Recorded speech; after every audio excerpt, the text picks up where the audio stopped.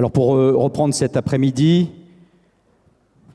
je vais inviter sur scène l'un des cofondateurs de l'Institut Iliade, également animateur d'une émission que également nous regardons toutes les semaines parce qu'il décortique et analyse les médias. J'ai bien sûr nommé Jean-Yves Le Gallou avec son émission Immédiat, notamment sur TVL.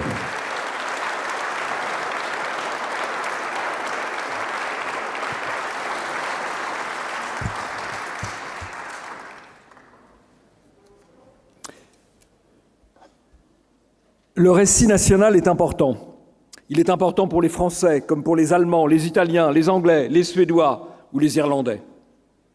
Mais au-delà de ces récits particuliers, il y a place pour un récit européen. Le récit des batailles que les Européens ont livrées ensemble pour défendre leur identité commune. Le récit des victoires qu'ils ont fêtées ensemble, même si tous n'y ont pas toujours participé. Ces histoires, ces batailles, ces conflits riches de sens sont encore très présents dans nos mémoires. Je vais devoir aller vite, car il me faut évoquer 25 siècles d'histoire en moins de 25 minutes. Ceci étant, ce matin, avec la vidéo sur 3000 ans d'architecture, c'était 3 minutes sur 3000 ans, donc on peut faire beaucoup de choses.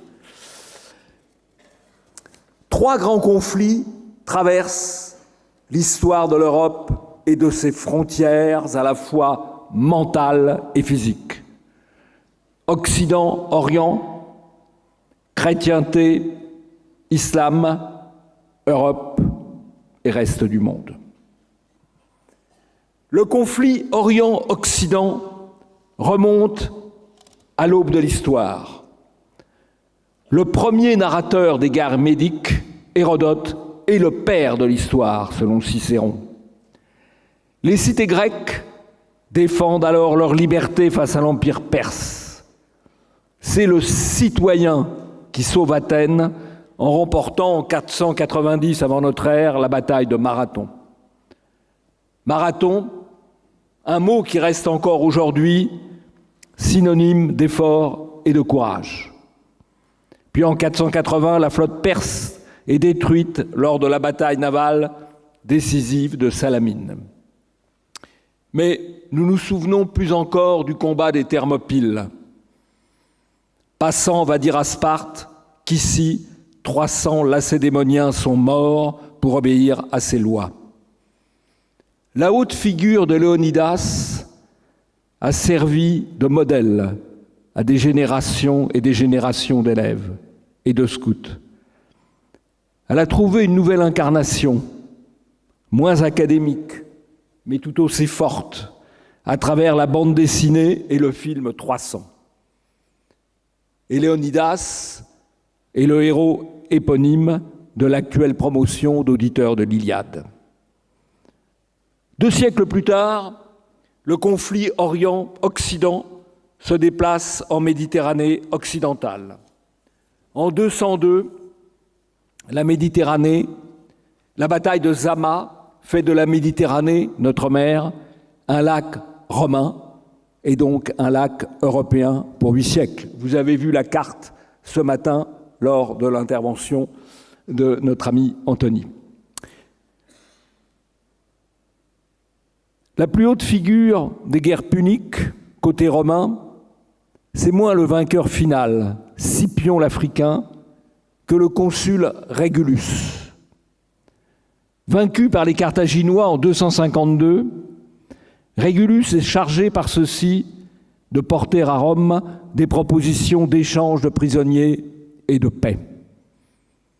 Régulus persuade le Sénat de Rome de les refuser et repart à Carthage, où il sait qu'il va trouver la mort. Pour honorer la parole donnée à ses ennemis. À travers le De Virus Illustribus et ses déclinaisons dans les manuels scolaires, l'image de Régulus a contribué à façonner le mental des Européens jusqu'à la fin des années 60. Une leçon à retrouver. Plus au nord, plus tard, en 451, lors du déferlement barbare issu des steppes asiatiques, Romains et Germains, sous la direction du consul Aetius, s'unissent pour défaire les Huns au champ catalonique. Une histoire qui est présente dans la mémoire germanique, avec la légende des Nibelungen, légende qui a inspiré Wagner pour sa tétralogie. Et côté français, avec la belle figure de Sainte Geneviève, réincarnation chrétienne de la déesse guerrière Athéna. Sainte Geneviève, figure tutélaire de Paris, dont la statue s'élève encore à la proue de l'île de la Cité, et que les Parisiens, les identitaires en particulier, fêtent chaque année début janvier. Vous le voyez, le passé, il est présent. Le passé, il vit encore en nous. À partir du 7e siècle, c'est un autre conflit qui commence. Le conflit entre la chrétienté et l'islam. Un conflit qui va durer 14 siècles et qui dure encore, contrairement à ce que croient les imbéciles. La conquête musulmane, arabo-musulmane, a une importance majeure. Comme l'a souligné l'historien Henri Pirenne dans son ouvrage « Mahomet et Charlemagne », la Méditerranée est coupée en deux. Elle cesse d'être une mer européenne. Et vous l'avez vu ce matin avec les cartes qui ont été présentées, la carte de l'Europe romaine, elle va jusqu'au nord, jusqu'au sud de la Méditerranée. La carte de l'Europe, après la conquête arabo-musulmane, elle est au nord de la Méditerranée. Les Européens, à partir de là, vont devoir batailler sur leur flanc sud, en Hispanie d'abord, dans les Balkans ensuite. Beaucoup de hauts lieux et de héros jalonnent cette histoire, marquée par la Reconquista, les croisades, la lutte contre le Grand Turc. La première bataille de la Reconquista a lieu dès 722, quand le roi Pélage sauve les Asturies de la conquête musulmane à Covadonga, au cœur des bien nommés pics d'Europe.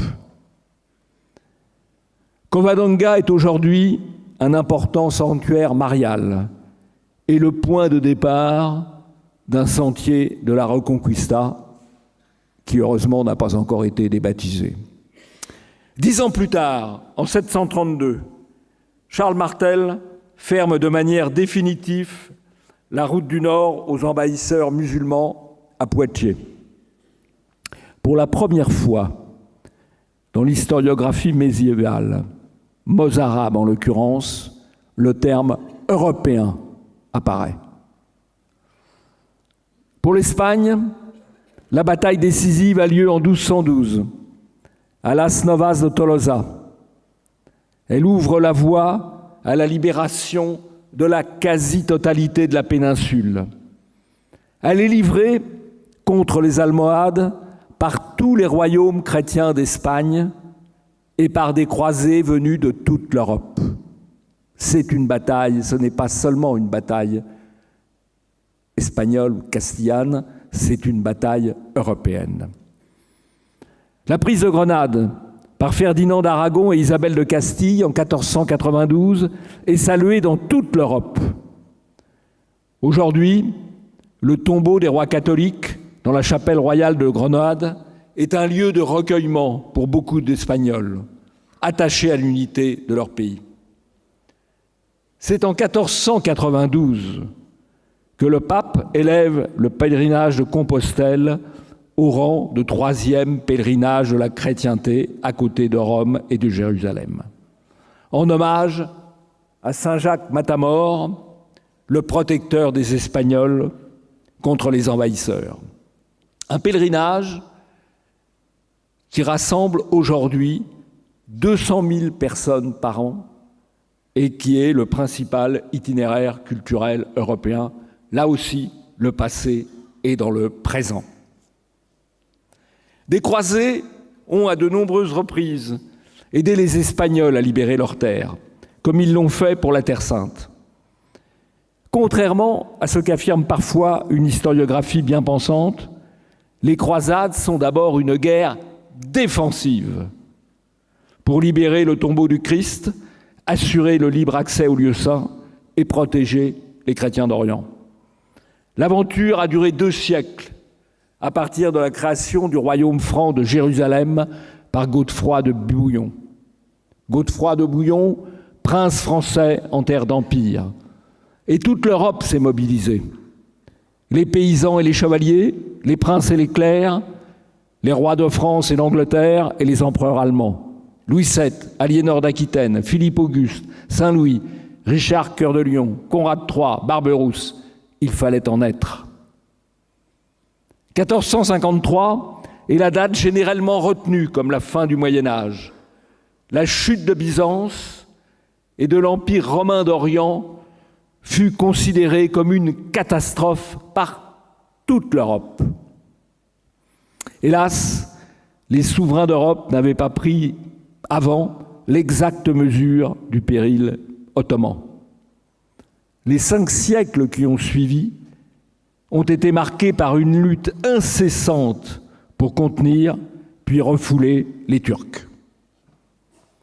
En 1571, la Cité du Vatican, les républiques de Gênes et de Venise, la monarchie espagnole et les États de Savoie coulèrent la flotte turque à Lépante.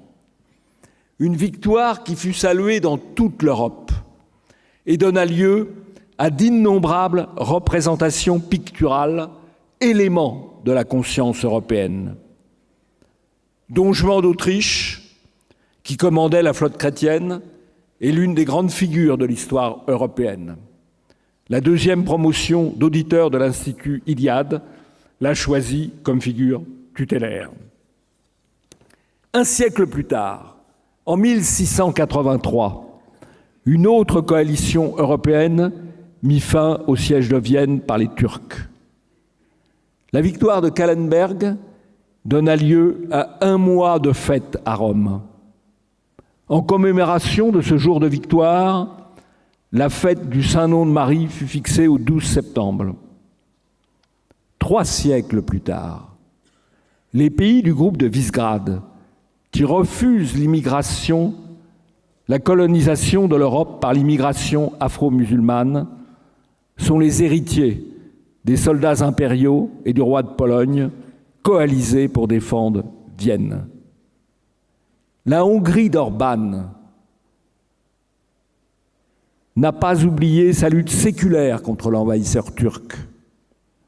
Plus au nord, le groupe suédois de power metal Sabaton a chanté en 2016 la bataille de Vienne, éternelle présence de l'histoire. Quant au croissant, il reste une viennoiserie de choix.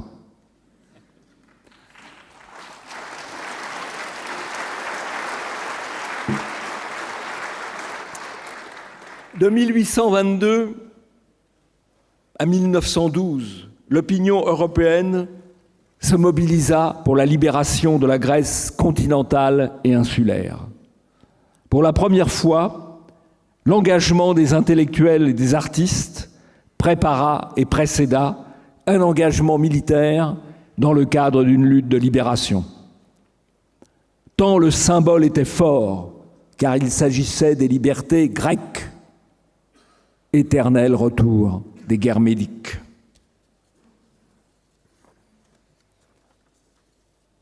Dans la théogonie d'Hésiode, Europe est une océanide.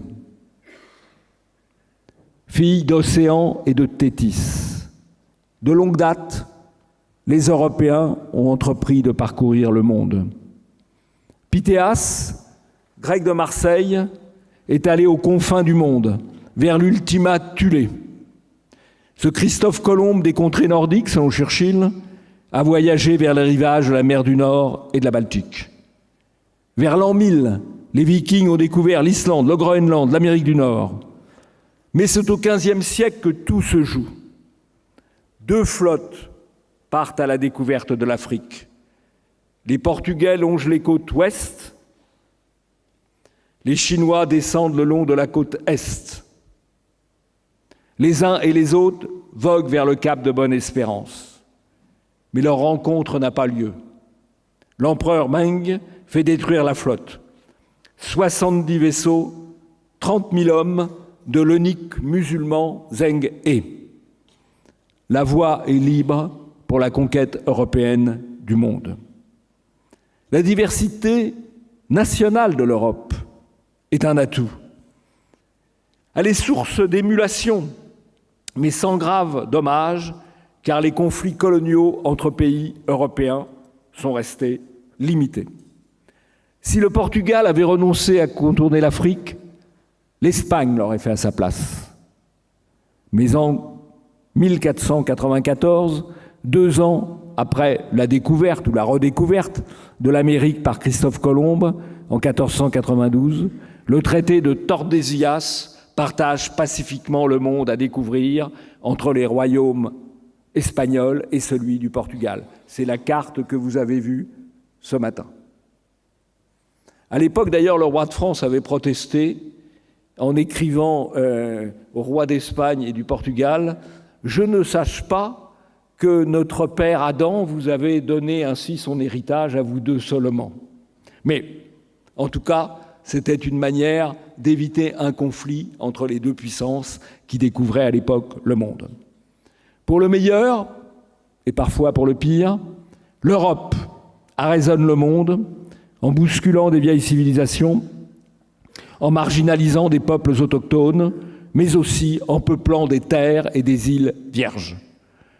Cortés conquiert l'Empire aztèque en 1521, l'expédition de Magellan boucle le tour du monde en 1522, puis l'Angleterre, les Pays-Bas et la France s'implantent en Amérique du Nord, aux Indes et en Afrique, et la Russie en Sibérie. La Pérouse et Cook explorent le Pacifique, puis l'Arctique et l'Antarctique sont cartographiés.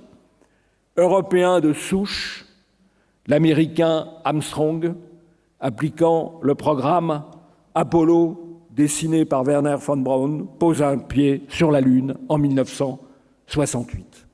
Voilà l'histoire commune des Européens. Alors il ne faut pas se tromper de combat. Bien sûr, tout n'a pas toujours été pour le mieux dans le meilleur des mondes. Les Français ont affronté les Anglais aux Indes et en Amérique du Nord. Les Anglais et les Néerlandais ont guerroyé contre les Espagnols et les Français aux Antilles. Mais la Première Guerre mondiale n'a pas eu pour cause la confrontation des puissances outre-mer.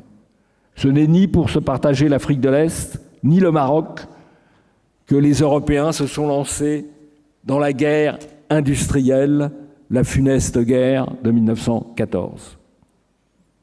La lutte contre les Turcs n'a pas toujours été sans faiblesse.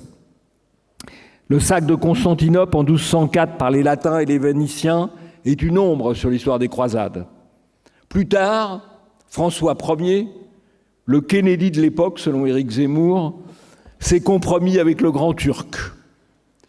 Mais au grand siècle, Louis XIV envoie un fort contingent français défendre la Crète et des aristocrates français, membres de l'ordre des Hospitaliers, participent à la défense de Vienne.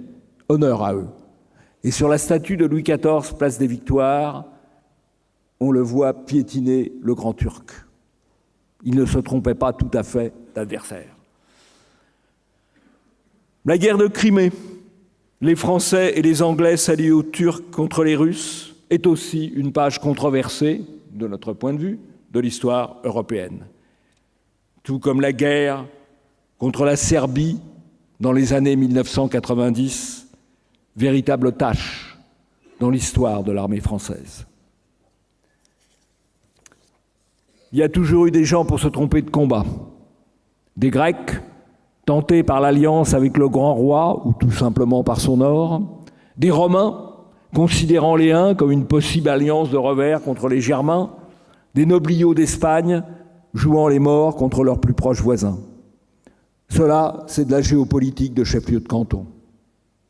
Je préfère la sagesse d'Henri le Navigateur, fils et frère de roi, qui entreprit de faire reculer les bornes du monde, selon ses propres termes.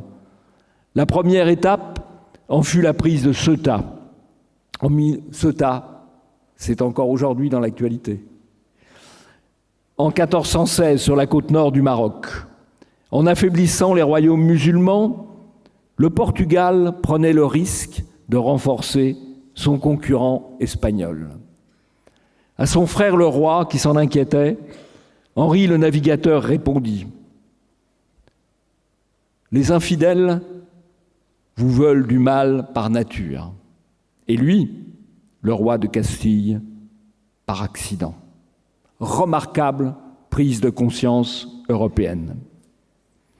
Lavis, l'un des pères du récit national français, expliquait que l'histoire ne s'apprend pas par cœur, elle s'apprend par le cœur. Donnons aux Européens la chance d'apprendre leur histoire commune par le cœur.